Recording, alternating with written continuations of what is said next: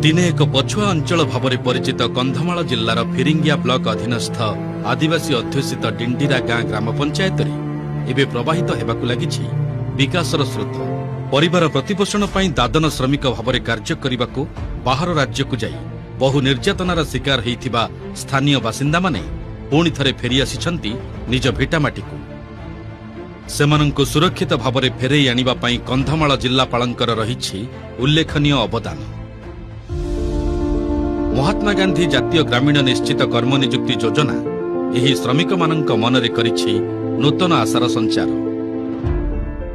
जलसेचन, गमनागमन व्यवस्था, शिक्षा एवं ग्रामवासी मानंकर व्यक्तिगत स्तर में उन्नति पाई डिंडीरा गाँ ग्राम पंचायत रे थिबा 10टी रेभिन्यू ग्राम रे करा जाउछि अनेक लोकहितकर प्रकल्प।